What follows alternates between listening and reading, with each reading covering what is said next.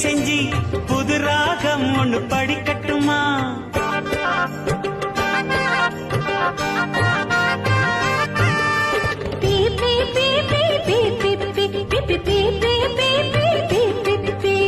ஐயனாறு வெள்ள குதிரையில ஐயாவும் கொஞ்சம் ஏறட்டுமா?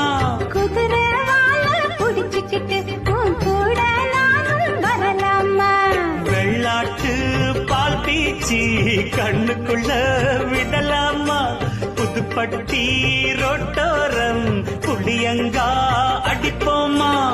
இந்த வயசு மாறாம இருக்கும் வரைக்கும் இருப்போமா? பொட்டு தவிடு பருத்தி கொட்ட சிட்டாவானில் பரப்போமா?